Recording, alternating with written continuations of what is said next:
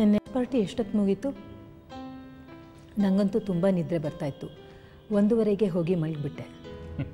Party ಮುಗಿದಾಗ 3 ಗಂಟೆ ಆಗಿತ್ತು. ನೀವು ಎಷ್ಟು ಹೊತ್ತು ಮಲಗಿದ್ರಿ? ನಾ ಮಲಗಿದಾಗ 3:30 ಆಗಿತ್ತು. ರಾಹುಲ್ಲ ಪಾರ್ಟಿ ಮುಗಿದ್ಮೇಲೂ ಅವ್ನು ಲ್ಯಾಪ್ಟಾಪಲ್ಲಿ ಏನೋ ಮಾಡ್ತಾ ಕೂತಿದ್ದ. ನಾನೇ ಮಲ್ಕೋ ಹೋಗು ಅಂತ ಬೈದೆ, ಆಮೇಲೆ ಹೋಗಿ ಮಲ್ಕೊಂಡ. ನಿಮ್ಮ ಹಾಗೆ ನಿಮ್ಮ ಮಗ. ಕತ್ಯಾನಿ, ನಿನ್ನ ಒಂದು ವಿಷಯ ಕೇಳೋಣ ಅಂದ್ಕೊಂಡೆ. ಕೇಳಿ. ನಿನ್ನೆ ಪಾರ್ಟಿಗೆ ಎಜುಕೇಷನ್ ಮಿನಿಸ್ಟರ್ ಮೋಹನ್ ದಾಸ್ ಬಂದಿದ್ರಲ್ಲ,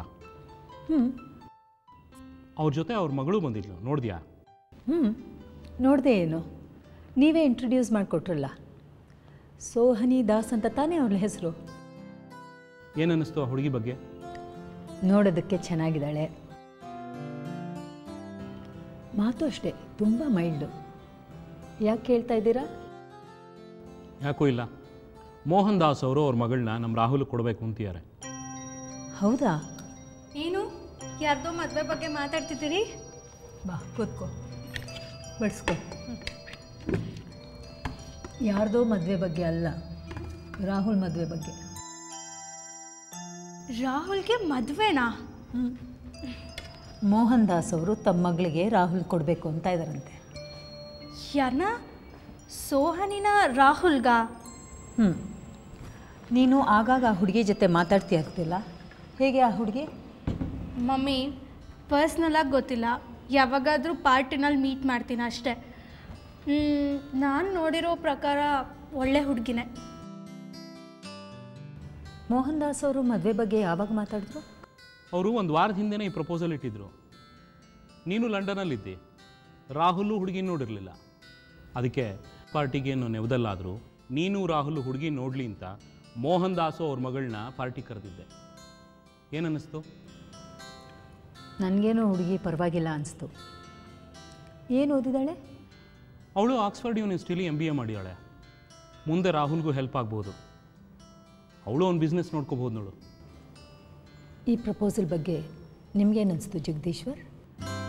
ಸೋಹಿನಿ ನನಗೂ ಇಷ್ಟ ಆಗಿದ್ದಾಳೆ, ತುಂಬ ಒಳ್ಳೆ ಹುಡುಗಿ. I think they make a nice peer.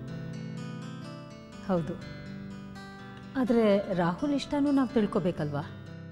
ಸರಿ, ನೀನು ಇವತ್ತು ರಾಹುಲ್ ಜೊತೆ ಮಾತಾಡೋ, ಅವನ ಅಭಿಪ್ರಾಯ ತಿಳ್ಕೊ. ಆಯಿತು, ಇವತ್ತು ಮಾತಾಡ್ತೀನಿ.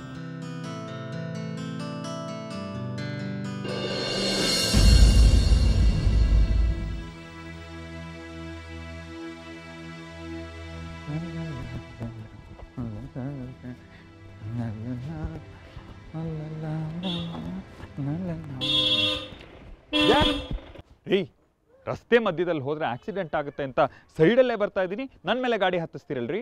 ಸಾರಿ ಸರ್, ಬನ್ನಿ, ನೀವೆಲ್ಲ ಹೋಗ್ಬೇಕು ಅಲ್ಲಿ ನಾವೇ ಡ್ರಾಪ್ ಮಾಡ್ತೀವಿ. ಅಯ್ಯೋ ಬೇಡ, ನನಗೆ ಟ್ಯಾಕ್ಸಿ ಬಾಡಿಗೆ ಕೊಡೋಕ್ಕೆ ದುಡ್ಡಿಲ್ಲ.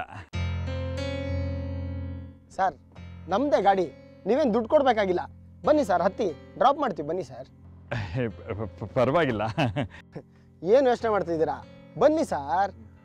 ಸರ್, ನಾಚಿಕೆ ಎಲ್ಲ ಪಟ್ಕೊಂಬೇಡಿ, ಬನ್ನಿ ಸರ್, ಹತ್ತಿ ಸರ್, ಡ್ರಾಪ್ ಮಾಡ್ತೀವಿ. ನಡಿಯಪ್ಪ, ಅಣ್ಣವ್ರನ್ನ ಡ್ರಾಪ್ ಮಾಡಿಬಿಟ್ಟು ಹೋಗೋಣ.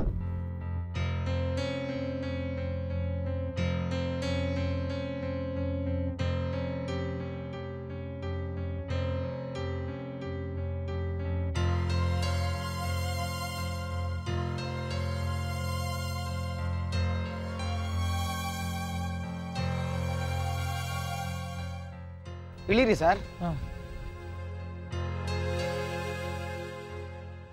ಎಲ್ಲಿಗ್ರಿ ಕರ್ಕೊಂಬಂದ್ರಿ?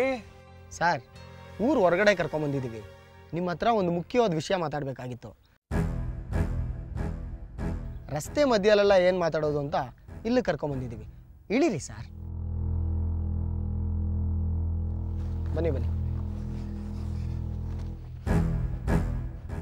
ಏಯ್, ನೀವೆಲ್ಲ ಗಾಡಿಲೇ ಕೂತಿರೋ, ಬನ್ನಿ ಸರ್. ಸರ್, ನಿಮ್ಮ ಹೆಸರು ವಿಶ್ವೇಶ್ವರ್ ಪಾಟಂಕರ್ ಅಲ್ವಾ ಸರ್? ಪರವಾಗಿಲ್ವೇ, ನಾನು ಫೇಮಸ್ಸು. ನಿಮ್ಮ ಹೆಂಡತಿ ಹೆಸರು ಪ್ರಿಯದರ್ಶಿನಿ ಪಾಟಂಕರ್, ವಾಯ್ಸ್ ಆಫ್ ನೇಷನಲ್ಲಿ ರೀಜನಲ್ ಎಡಿಟರ್ ಆಗಿದ್ದಾರೆ. ಅವರು ಆರ್ಟಿಕಲ್ನ ತುಂಬ ಚೆನ್ನಾಗಿ ಬರೀತಾರೆ. ಅವಳ ಗಂಡ ಅಂತನಾ? ಈ ಆರ್ಟಿಕಲ್ ನೋಡಿದ್ರ ಸರ್? ನೆಹರು ನಗರದಲ್ಲಿರೋ ಪಬ್ ಬಗ್ಗೆ ಮೇಡಮ್ ಅವ್ರು ಬರ್ದಿರೋದು. ಅಯ್ಯ, ಆ ಪಬ್ ಕತೆ ಏನು ಹೇಳ್ತೀರಾ? ಆ ಸುತ್ತಮುತ್ತಲಿನ ಜನಕ್ಕೆ ಸಿಕ್ಕಾಪಟ್ಟೆ ತೊಂದರೆ ಆಗೋದಂತೆ. ನನ್ನ ಹೆಂಡತಿ ಅದ್ರ ವಿರುದ್ಧ ಲೇಖನ ಬರೆದಿದ್ದಕ್ಕೆ ಆ ಪಬ್ ಓನರ್ ಬಂದು ಮನೆಯಲ್ಲೇ ಬೆದರಿಕೆ ಹಾಕ್ಬಿಟ್ಟ. ನನ್ನ ಹೆಂಡತಿ ತಡೆದ್ಬಿಟ್ಲು, ಇಲ್ಲದೆ ಇದ್ದರೆ ಒಂದು ಕೈ ಸರಿಯಾಗಿ ನೋಡ್ಕೋತಿದ್ದೆ. ನಿಮ್ಮನ್ನು ನೋಡಿದ್ರೇ ಗೊತ್ತಾಗತ್ತೆ ಸರ್. ಹೌದು, ನೀವ್ಯಾರು ಅಂತ ಗೊತ್ತಾಗಲಿಲ್ಲ. ಗೊತ್ತಾಗತ್ತೆ ಸರ್. ಅಣ್ಣ,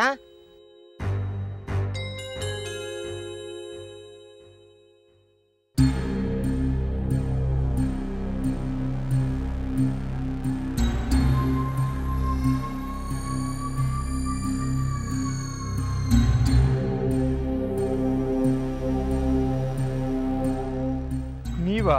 ಅಯ್ಯೋ, ಯಾಕೆ ಹೆದರ್ಕೋತೀರಾ ಸರ್? ಈಗ ತಾನೇ ಪಬ್ಬವ್ರು ಸಿಕ್ಕಿದ್ರೆ ನನ್ನ ಕೈ ನೋಡ್ಕೋತೀನಿ ಅಂತ ಇದ್ರೆ. ಅದು ತಮಾಷೆಗೆ ಹೇಳ್ತಿದ್ದೆ, ತಪ್ಪು ತಿಳ್ಕೊಬೇಡಿ. ಪರವಾಗಿಲ್ಲ. ಹಾಗಾದರೆ ನಾನು ಹೊರಡ್ಬೋದಾ ಸರ್? ತುಂಬ ಕೆಲಸ ಇದೆ. ಯಾಕ್ರಿ ಅಷ್ಟೊಂದು ಹೆದರ್ಕೋತೀರಾ? ಇನ್ನೇನ್ರಿ, ಮತ್ತೆ ಮನೆಗೆ ಬಂದು ಹಂಗೆ ಧಮ್ಕಿ ಹಾಕಿದ್ರಿ, ಈಗ ನೋಡಿದ್ರೆ ಊರು ಹೊರಗಡೆ ಎತ್ತಾಕೊಂಬಂದಿದ್ದೀರಾ. ನನಗೆ ಜೀವದ ಮೇಲೆ ಆಸೆ ಇರಲ್ವಾ ಸರ್? ಏನು ಸರ್, ಪಬ್ ನಡೆಸ್ತೀವಿ ಅಂದ ಮಾತ್ರಕ್ಕೆ ಜೀವ ತೆಗೋ ಕಟುಕರು ಅನ್ಕೊಂಡ್ಬಿಟ್ಟಿದ್ದೀರಾ ನಮ್ಮನ್ನು? ನೀವು ರೆಸ್ಪೆಕ್ಟಬಲ್ ಫ್ಯಾಮಿಲಿ ಅವರು, ನಾವು ನಿಮಗೇನು ತೊಂದರೆ ಮಾಡೋಲ್ಲ. ಆದರೆ ನಿಮ್ಮಿಂದ ನಮಗೊಂದು ಕೆಲಸ ಆಗಬೇಕಾಗಿತ್ತು ಅಷ್ಟೇ. ಏನು ಸರ್? ನೋಡಿ ಸರ್, ನಿಮಗೆ ಗೊತ್ತಿರೋ ಹಾಗೆ ನೆಹರು ನಗರದಲ್ಲಿ ಅಣ್ಣವ್ರದ್ದು ಒಂದು ಪಬ್ ಇದೆ. ಅಲ್ಲಿ ದುಡ್ಡಿರೋರು ಬರ್ತಾರೆ, ಅವ್ರ ಪಾಡಿಗೆ ಅವ್ರು ಎಂಜಾಯ್ ಮಾಡಿಕೊಂಡು ಪಾಪ ಹೋಗ್ತಾರೆ ಸರ್.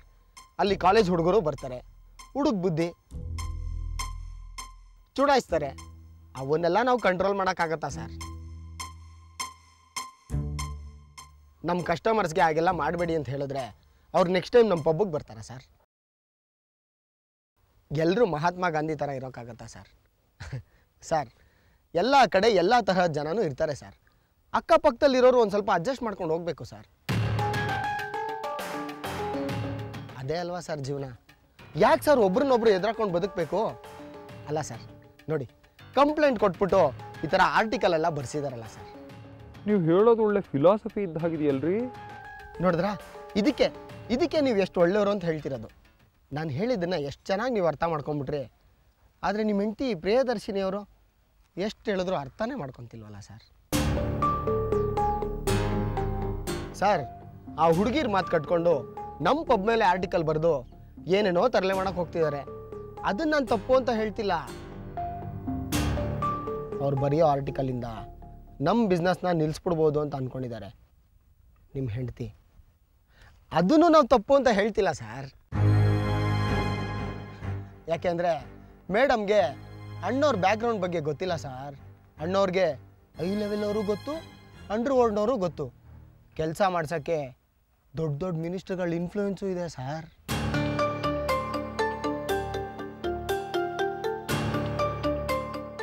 ನಮ್ಮ ಕೆಲಸಕ್ಕೆ ಯಾರಾದರೂ ತೀರಾ ಅಡ್ಗಾಲ ಹಾಕಕ್ಕೆ ಬಂದರೆ ಈ ರೌಡಿಗಳ ಸಹಾಯನೂ ತಗೋತೀವಿ. ಇವರು ರೋಸ್ಟ್ರಪ್ಪು ಸರ್.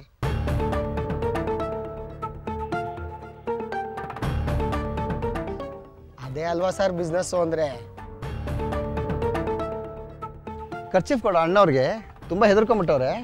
ಬೇಡ, ಪರವಾಗಿಲ್ಲ. ಸಾರಿ ಸರ್, ನೀವು ತುಂಬ ಹೆದರ್ಕೊಂಬಿಟ್ಟಿದ್ದೀರಾ. ಇದೆಲ್ಲ ನಮಗೆ ಮಾಮೂಲಿ ಡೀಲಿಂಗ್ಸು ಸರ್. ಸುಮ್ಮನೆ ಇದನ್ನೆಲ್ಲ ನಿಮ್ಮ ಹತ್ರ ಹೇಳ್ಬಿಟ್ಟು ನಿಮ್ಗೆ ಜಾಸ್ತಿ ಗಾಬರಿ ಪಡಿಸ್ಬಿಟ್ಟೆ ಅಂತ ಅನ್ಸುತ್ತೆ. ಇದೆಲ್ಲ ದಯವಿಟ್ಟು ಮೇಡಮ್ ಅವ್ರ ಹತ್ರ ಹೇಳ್ಬೇಡಿ ಸರ್. ನಮ್ಮ ಬಿಸ್ನೆಸ್ಗೆ ಅವ್ರ ಕಡೆಯಿಂದ ತೊಂದರೆ ಆಗಬಾರ್ದು, ಅಷ್ಟು ಸಾಕು. ಇದನ್ನೆಲ್ಲ ನನ್ನ ಹತ್ರ ಯಾಕೆ ಹೇಳ್ತಿದ್ದೀರಾ? ಅವಳ ಹತ್ರನೇ ನೇರವಾಗಿ ಮಾತಾಡ್ಬೋದಲ್ಲ ಸರ್. ಮೇಡಮ್ ಲೆವೆಲ್ ಏನು, ನಿಮ್ಮ ಲೆವೆಲ್ ಏನು, ನಮ್ಮ ಲೆವೆಲ್ ಏನು ಸರ್? ನಾವು ಹೇಳ್ದಾಗ ಕೇಳಿ ಅಂತ ಮೇಡಮ್ ಎದುರುಗಡೆ ನಿಂತ್ಕೊಂಡು ಹೇಳೋದು ಏನು ಚೆನ್ನಾಗಿರುತ್ತೆ ಸರ್? ಸರ್, ಅದಕ್ಕೆ ನಿಮ್ಮ ಹತ್ರ ರಿಕ್ವೆಸ್ಟ್ ಮಾಡ್ಕೊತಾ ಇದ್ದೀವಿ ಸರ್. ನೀವು ಒಂದು ಮಾತು ಹೇಳಿದ್ರೆ ಮೇಡಮ್ ಅವ್ರು ಯಾವುದೇ ಕಾರಣಕ್ಕೂ ತೆಗ್ದಾಕೋದಿಲ್ಲ ಸರ್. ಏನು ಸರ್, ನೀವು ಹೇಳ್ತೀರಾ ಮೇಡಮ್ಗೆ? ಅದು ನನಗೆ ಗೊತ್ತು ಸರ್, ನೀವು ತೊಂದರೆಗೆ ಸಿಗಾಕೊಳ್ಳೋ ಜನ ಅಲ್ಲ ಅಂತ. ಅಲ್ಲ ಸರ್, ಇನ್ಫ್ಲೂಯೆನ್ಸ್ ಇರೋ ಜನಗಳನ್ನ ಎದುರಾಕೊಂಡು ಹೋರಾಟ ಮಾಡೋದು ಅಷ್ಟು ಸುಲಭದ ಕೆಲಸನಾ ಸರ್? ಕಷ್ಟ ಕಷ್ಟ ಕಷ್ಟ ತಾನೇ? ಈ ಮಾತನ್ನ ಮೊದಲು ಹೋಗಿ ಮೇಡಮ್ ಅವ್ರಿಗೆ ಹೇಳಿ. ಅವರು ಬುದ್ಧಿವಂತರು, ನಿಮ್ಮ ಹಾಗೆ ಬೇಗ ಅರ್ಥ ಮಾಡ್ಕೊತಾರೆ.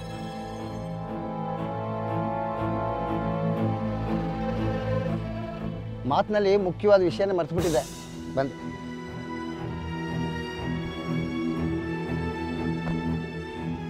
ತಗೊಳ್ಳಿ ತಗೊಳ್ಳಿ, ಒಂದು 5 ಲಕ್ಷ ರೂಪಾಯಿ ಇದೆ, ತಗೊಳ್ಳಿ. 5 ಲಕ್ಷನಾ? ನನಗೆ ಯಾಕೆ ಕೊಡ್ತಿದ್ದೀರಾ? ತಗೊಳ್ಳಿ ಸಾರ್, ವಿಶ್ವಾಸಕ್ಕೆ ಕೊಡ್ತಿರೋದು, ಇಟ್ಕೊಳ್ಳಿ. ರೂರಲ್ ಮಿನಿಸ್ಟ್ರು ಇವ್ರಿಗೆ ತುಂಬ ಕ್ಲೋಸು. ಅವ್ರು ಮನ್ಸು ಮಾಡಿದ್ರೆ ಮೇಡಮ್ ಅವ್ರ ಕೆಲಸನೇ ಹೊರಟೋಗ್ಬಿಡ್ಬೋದು. ಆದರೆ ಅಣ್ಣಂಗೆ ಅಷ್ಟೊಂದು ಆರ್ಸೆ ಆಗೋಕ್ಕೆ ಇಷ್ಟ ಇಲ್ಲ, ಅದಕ್ಕೆ ಇದನ್ನು ಕೊಡ್ತಿರೋದು. ಇಟ್ಕೊಳ್ಳಿ, ಹೇಗೋ ನಿಮಗೆ ಸಂಪಾದನೆ ಇಲ್ಲ ಅಂತ ಗೊತ್ತು, ಬೇಡ ಅನ್ಬೇಡಿ, ಇಟ್ಕೊಳ್ಳಿ ಸಾರ್. ಇಟ್ಕೊಳ್ಳಿ ಸಾರ್, ಇಟ್ಕೊಳ್ಳಿ. ಬರೀ ಕೈಲಿ ಕೆಲಸ ಮಾಡ್ಸೋಕ್ಕೆ ಅಣ್ಣವ್ರಿಗೆ ಇಷ್ಟ ಇಲ್ಲ, ಹಾಗೂ ನೀವು ಮೇಡಮ್ ಅವ್ರ ಹತ್ರ ನಮ್ಮ ಪರವಾಗಿ ಮಾತಾಡ್ತೀರಾ ಅಂತ ಕನ್ಫರ್ಮ್ ಆಯಿತು. ಇಟ್ಕೊಳ್ಳಿ ಸಾರ್. ಸಾರ್ ಒಳಗಿಟ್ಕೊಳ್ಳಿ ಸಾರ್, 5 ಲಕ್ಷ. ಸರಿ ಬನ್ನಿ, ನಿಮ್ಮ ಮನೆ ಹತ್ರ ನಾನು ಡ್ರಾಪ್ ಮಾಡ್ತೀನಿ. ಬನ್ನಿ ಬನ್ನಿ, ಹೋಗಿ ಬನ್ನಿ, ಹೋಗಿ ಬನ್ನಿ ಅಣ್ಣ, ಬನ್ನಿ.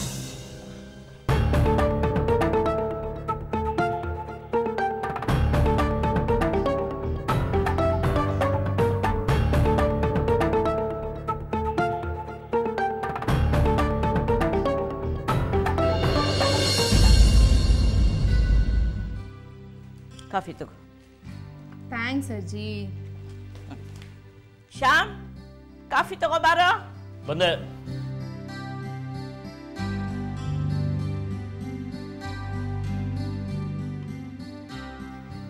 ಏನು ಪ್ರಿಯದರ್ಶಿನಿ, ಎಲ್ಲಿವರೆಗೂ ಬಂತು ನಿನ್ನ ಸ್ನೂಕರ್ ಪಾಯಿಂಟ್ ವಿಷಯ?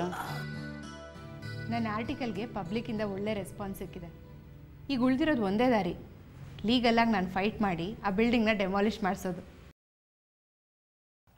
ಆ ಜನರು ಒಳ್ಳೆಯವರಲ್ಲ ಅನಿಸುತ್ತೆ ಪ್ರಿಯದರ್ಶಿನಿ, ಆದಷ್ಟು ಹುಷಾರಾಗಿರು.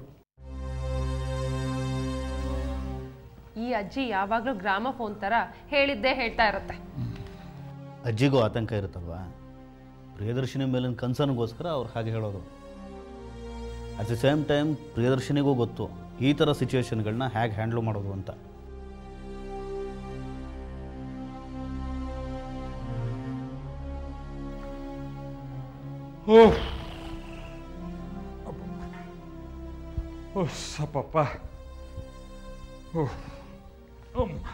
ಏನ್ ಭಾವ, ಭಾರಿ ಶಾಪಿಂಗ್ ಮಾಡ್ದಾಗಿದೆ? ಏನು ಶಾಪಿಂಗು? ಯಾಕೆ ವಿಶ್ವೇಶ್ವರ್ ಇಷ್ಟು ಲೇಟು? ಆಗ್ಲೇ ಹೊರಟ್ರಿ ಅಂದ್ರು. ಹಾಂ ಹೊರಟೆ. ತಗೋಯ್ದು ಒಂದು ನೋಡಿದ್ರಲ್ಲಿ. ಏನಿದು, ಏನೋ ಭಾರಿ ಭಾರ ಇರೋ ಹಾಕಿ ಕೊಟ್ರಿ? ಭಾರಿ ಭಾರ ಇರೋದೆ, ನೋಡೋದ್ರಲ್ಲಿ ಏನಿದೆ ಅಂತ.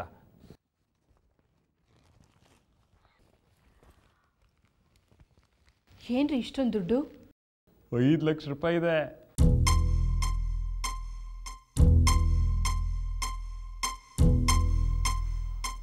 ಲಕ್ಷನಾ? ಯಾರು ಕೊಟ್ಟರು ನಿಮಗೆ? ಏನು ಬಾವ, ಕುದುರೆ ಬಾಲಕ್ಕೆ ಏನಾದರೂ ಕಟ್ಟಿ ಜಾಕ್ಪಾಟ್ ಏನಾದರೂ ಹೊಡಿತಾ? ಸ್ವಲ್ಪ ಸುಮ್ಮನಿರೋ, ಅದೊಂದು ಬೇರೆ. ಯಾರಿಗೆ ಕೊಟ್ಟರು ಇಷ್ಟೊಂದು ದುಡ್ಡು? ಇವತ್ತೊಂದು ವಿಷಯ ನಡೀತು ಪ್ರಿಯದರ್ಶಿನಿ, ಕೇಳಿದ್ರೆ ನೀನೇ ಆಶ್ಚರ್ಯ ಪಟ್ಬಿಡ್ತೀಯ. ಏನಾಯಿತು? ಆ ಪಬ್ ಓನರ್ ಇದಾನಲ್ಲ ಸತೀಶ್ ಬಾಬು ಅಂತ, ಅವನ ಚೇಲ ಅಂತೆ, ಗಿರಿಬಾಬು ಅಂತ. ನಾನು ರಸ್ತೆಯಲ್ಲಿ ಹೋಗ್ತಿದ್ದಾಗ ನನ್ನ ಪಕ್ಕಕ್ಕೆ ಬಂದು ಗಾಡಿ ನಿಲ್ಲಿಸ್ದ. ಬನ್ನಿ ಸರ್ ಡ್ರಾಪ್ ಮಾಡ್ತೀನಿ ಅಂದೋನು ಊರು ಹೊರಗೆ ಕರ್ಕೊಂಡು ಹೊಟ್ಟೋದ. ಅವನ ಜೊತೆಗೆ 2 ರೌಡಿಗಳು ಇದ್ರು. ಆಮೇಲೆ? ಅಯ್ಯೋ ಹೇಳ್ತೀನಿರು. ಅಲ್ಲಿ ಹೋದರೆ ಇನ್ನೊಂದು ಕಾರಲ್ಲಿ ಸತೀಶ್ ಬಾಬು ಕೂತಿದ್ದ. ನನ್ನನ್ನು ನೋಡಿದವನೇ ನನ್ನ ಹತ್ರ ಬಂದ. ನೀನು ಅವನ ಪಬ್ ವಿಷಯವಾಗಿ ಬರೆದಿರೋ ಆರ್ಟಿಕಲ್ನಿಂದ ಅವನ ಬಿಸ್ನೆಸ್ಗೆ ಸಿಕ್ಕಾಪಟ್ಟೆ ಲಾಸ್ ಆಗಿದೆಯಂತೆ ಪ್ರಿಯದರ್ಶಿನಿ. ನೀನು ಅವನ ವಿಷಯದಲ್ಲಿ ತಲೆ ಹಾಕಕ್ಕೆ ಹೋಗ್ಬೇಡ, ಇನ್ನು ಕೆಲಸ ಕಳ್ಕೊಂಡ್ಬಿಡ್ತೀಯ. ಓ, ನಿಮ್ಮನ್ನು ಕರ್ಕೊಂಡು ಹೋಗಿ ಹೆದರಿಸಿದ್ರಾ? ಅಯ್ಯ ಹೆದರಿಸ್ಲಿಲ್ಲಪ್ಪ, ತುಂಬ ಸಾಫ್ಟಾಗೇ ಹೇಳಿದ್ರು ನಿಮ್ಮ ಹೆಂಡತಿಗೆ ಬುದ್ಧಿ ಹೇಳಿ ಅಂತ. ಆದರೂ ತುಂಬ ಡೇಂಜರಸ್ಸು ಪ್ರಿಯದರ್ಶಿನಿ ಅವರು, ಅವ್ರ ತಂಟೆಗೆ ಹೋಗ್ಬೇಡ ನೀನು. ಅದಕ್ಕೆ ಇವಳು ಪೊಲೀಸ್ ಸ್ಟೇಷನ್ಗೆ ಹೋಗಿ ಕಂಪ್ಲೇಂಟ್ ಕೊಟ್ಟರು, ಏನೂ ಪ್ರಯೋಜನ ಆಗಲಿಲ್ಲ. ಅವ್ರ ತಂಟೆಗೆ ಹೋಗದೆ ಇರೋದೇ ಒಳ್ಳೆಯದು. ಈ ರೀತಿ ಹೋಗಿ ಹೇಳು ಅಂತ ಅವ್ರು ನಿಮಗೆ ಹೇಳಿ ಕಳಿಸಿದ್ರಾ? ನನ್ನ ಹತ್ರ ನೇರವಾಗಿ ಮಾತಾಡೋಕ್ಕೆ ಧೈರ್ಯ ಇಲ್ಲ ಅವ್ರಿಗೆ, ಅದಕ್ಕೆ ನಿಮ್ಮನ್ನು ಮೀಡಿಯೇಟರ್ ಮಾಡ್ಕೊಂಡಿದ್ದಾರೆ. ಅದಕ್ಕೇನು ಪ್ರಿಯದರ್ಶಿನಿ, ಅವರೆಲ್ಲ ನಮ್ಮ ಮನೆ ಹತ್ರ ಬಂದು ಗಲಾಟೆ ಮಾಡೋದಕ್ಕಿಂತ ಇದು ವಾಸಿ ಅಲ್ವಾ ನನ್ನ ಕರ್ಕೊಂಡು ಹೋಗಿ ಡೀಸೆಂಟಾಗಿ ಹೇಳೋದು. ದೂರ ಕರ್ಕೊಂಡು ಹೋಗಿ 5 ಲಕ್ಷ ರೂಪಾಯಿ ಕೊಟ್ಟರು. ಅವ್ರು ಇಲ್ಲೇ ಬಂದಿದ್ರೆ ಅಕ್ಕಪಕ್ಕದವ್ರಿಗೆಲ್ಲ ಗೊತ್ತಾಗೋಗಿರೋದು. ಈಗ ಯಾರಿಗೂ ಗೊತ್ತಿಲ್ಲ. 5 ಲಕ್ಷ ರೂಪಾಯಿ ಇಟ್ಕೊಂಡ್ಬಿಡೋಣ, ಕಾಂಪ್ರಮೈಸ್ ಆಗ್ಬಿಡು. ಏನು ಬಾವ ಹೀಗೆ ಮಾತಾಡ್ತಿದ್ದೀರಾ? ದುಡ್ಡನ್ನ ಅವ್ರ ಮುಖದ ಮೇಲೆ ಬಿಸಾಕ್ಬಿಟ್ಟು ಬರೋದಲ್ವಾ? ಸುಮ್ಮನಿರಯ್ಯ, ದುಡ್ಡಿನ ಬೆಲೆ ಗೊತ್ತಿಲ್ಲ ನಿನಗೆ. ಓಹೋ, ಜನ್ಮ ಪೂರ್ತಿ ದುಡಿದ್ರು ಇಷ್ಟು ದುಡಿಯೋಕ್ಕಾಗತ್ತಾ ನನ್ನ ಕೈಲಿ? ಪಾಪ ಅಷ್ಟು ಮರ್ಯಾದೆಯಾಗಿ ನನ್ನನ್ನು ಕರ್ಕೊಂಡು ಹೋಗಿ ದುಡ್ಡು ಕೊಟ್ಟಿದ್ದಾರೆ, ಬೇಡ ಅಂತಾರ? ದುರಹಂಕಾರ ಆಗುತ್ತದು.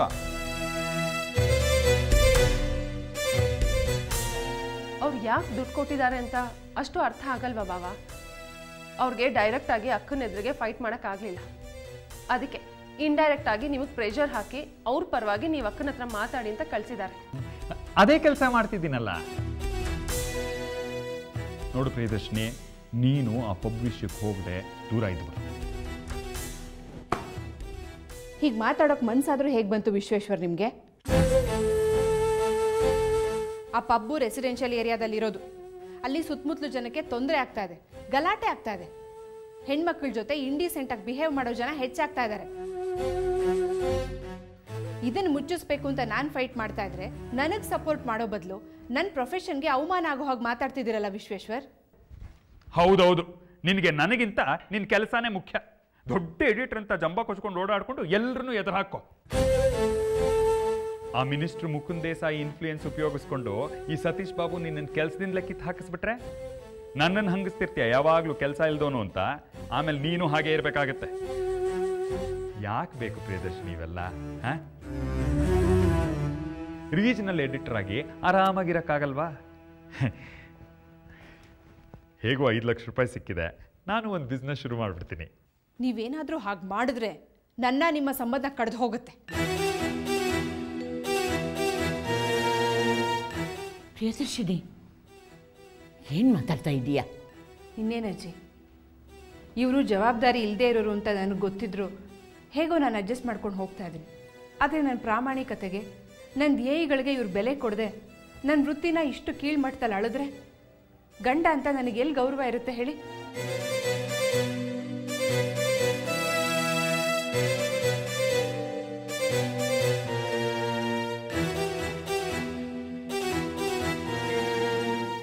ಅಲ್ಲ ಬಾಬಾ, ನ್ಯಾಯಕ್ಕೋಸ್ಕರ ಹೋರಾಡ್ತಿದ್ದಾಳು ಅವಳು.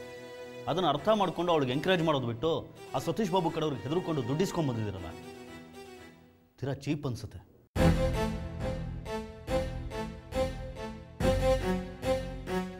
ಪ್ರಿಯದರ್ಶಿನಿಗೆ ತಾನು ಮಾಡೋ ಕೆಲಸದಲ್ಲಿ ಹುಷಾರಾಗಿರಬೇಕು ಅಂತ ಬುದ್ಧಿ ಹೇಳ್ತೀನಿ ನಿಜ.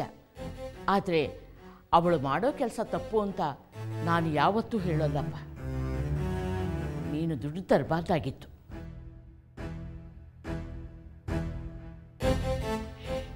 ನಿಜ ಹೇಳಬೇಕು ಅಂದರೆ ದುಡ್ಡು ತಗೊಳಕ್ಕೆ ನನಗೂ ಇಷ್ಟ ಇರಲಿಲ್ಲ. ಆದರೆ ಬೇಡ ಅನ್ನೋಕ್ಕೆ ಧೈರ್ಯ ಇರಲಿಲ್ಲ, ಅದಕ್ಕೆ ತಗೊಂಡೆ. ಈಗ ವಾಪಸ್ ಕೊಟ್ಬಿಟ್ರೆ ಅವ್ರು ಇನ್ನೇನು ತೊಂದರೆ ಮಾಡ್ತಾರೋ ಏನೋ. ನೀವು ಯಾಕೆ ಹೆದರ್ಕೋತೀರಿ ಬಾಬಾ? ನಾನು ಹೋಗಿ ಆ ಸತೀಶ್ ಬಾಬುಗೆ ದುಡ್ಡನ್ನ ವಾಪಸ್ ಕೊಟ್ಬಿಟ್ಟು ಬರ್ತೀನಿ. ಅವನೇನಾದರೂ ತರಲೆ ಮಾಡಿದ್ರೆ ಹೇಗೆ ಟ್ಯಾಕಲ್ ಮಾಡಬೇಕು ಅಂತ ನನಗೆ ಗೊತ್ತು. ಸತೀಶ್ ಬಾಬು ಹತ್ರ ಮಾತಾಡಿ ನೀನು ಯಾಕೆ ಅವನ ಲೆವೆಲ್ಗೆ ಇಳಿತೀಯ ಶ್ಯಾಮ್? ಎಲ್ರಿಗೂ ಗೊತ್ತಿದೆ, ಮಿನಿಸ್ಟ್ರ್ ಮುಕುಂದ್ ದೇಸಾಯಿ ಅವ್ರ ಸಪೋರ್ಟ್ ಇದೆ ಅಂತ ಹೇಳ್ಕೊಂಡೆ ಈ ಸತೀಶ್ ಬಾಬು ಇಂಥ ಕೆಲಸಗಳನ್ನೆಲ್ಲ ಮಾಡಿಸ್ಕೋತಾ ಇರೋದು. ನಾನು ಡೈರೆಕ್ಟಾಗಿ ಮಿನಿಸ್ಟ್ರ್ ಅವ್ರ ಹತ್ರನೇ ಈ ವಿಷಯ ಎಲ್ಲ ಮಾತಾಡ್ತೀನಿ. ಈ ದುಡ್ಡನ್ನೇನು ಮಾಡ್ತೀಯ ಪ್ರಿಯದರ್ಶಿನಿ? ಇದನ್ನು ಮಿನಿಸ್ಟ್ರ್ ಮುಕುಂದ್ ದೇಸಾಯಿ ಅವ್ರಿಗೆ ವಾಪಸ್ ಕೊಡ್ತೀನಿ. ಅವ್ರ ಹೆಸರು ಹೇಳ್ಕೊಂಡು ತಾನೇ ಸತೀಶ್ ಬಾಬು ಇಷ್ಟೆಲ್ಲ ಮೆರೀತಾ ಇರೋದು. ಅವರೆದುರಿಗೆ ಈ ವಿಷಯ ಸೆಟ್ಲ್ ಆಗಲಿ.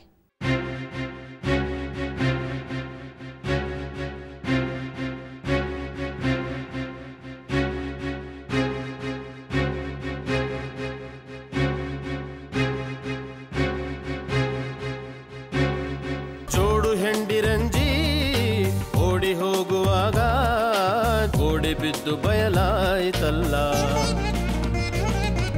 ಮಾಡು ಸಿಕ್ಕದಲ್ಲ, ಮಾಡಿನ ಗೂಡು ಸಿಕ್ಕದಲ್ಲ.